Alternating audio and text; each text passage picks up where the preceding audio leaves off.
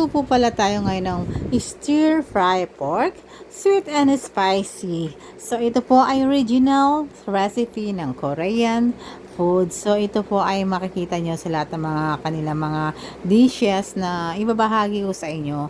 Ang aking vlog po pala ngayon ay about cooking Korean dishes. Kung gusto nyo at kayo ay natatakam at kayo ay laging gusto lang nag-crave dito sa ating mga Korean dishes, punta lang kayo dito sa aking vlog at manood lang kayo dito. And please subscribe at saka para sa more videos to come. At saka ito palang ginamit natin ngayon. Lahat ng mga ingredients ay nakasulat na po dyan kung anong gagawin natin, kung ano ang mga kailangan natin.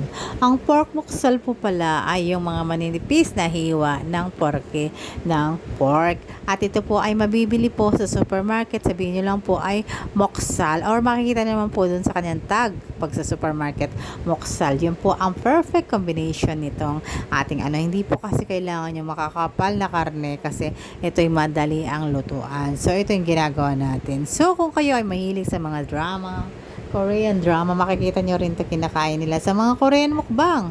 Ayan, kadalasan nila minumukbang ito. So, ngayon, kayo ay hindi na lang nanonood doon, kayo ay pwede nang magluto ng mga pagkain nila sa pamamagitan ng aking mga vlog. Panoorin nyo lang aking mga vlog.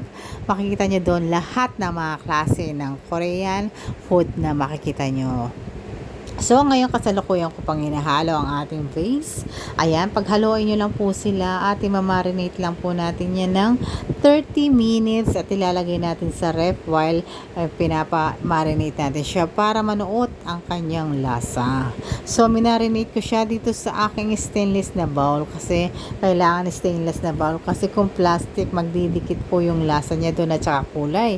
At saka itong stainless yung pagka less order siya, madali lang siya lutuin. Ayan, pagkatapos niyan, ay nagkasangkot siya na ako ng leek.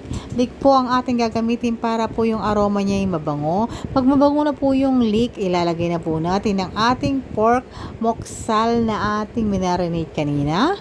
So, halo-haloin lang po natin siya hanggang maluto po siya yan.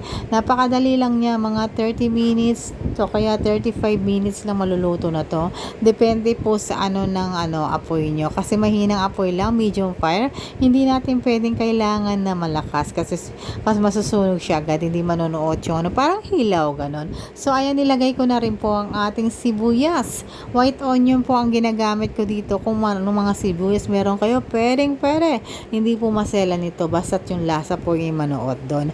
Kapag tinikman nyo po ito, napakasarap. Naghahalo po yung sweet, spicy, at saka hindi mo malalaman yung twist talaga ng lasa nito. So ayan, napakasarap niya. Ayan, kasalukuyan ko siyang pinapakuluan.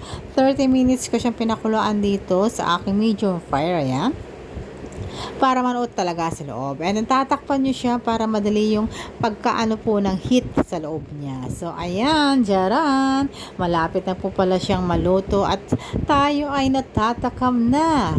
Tayo ay natatakam na sa mga pagkain ganito. Ayan, halu-haluin natin siya hanggang manuot ang kanya mga sarsa.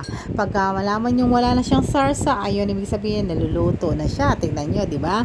Pag konti-konting sarsa na lang siya, paluto na yon. So, ayan, tinake ko ng after, 3 minutes na lang. Ayan, luto na ang ating stir fry pork na sweet and spicy. Binudburan ko na rin pala ng sesame seed para yung aroma at saka lasa. So, ito'y magandang perfect sa ating lettuce, samjang, garlic, rice, ayan. Maraming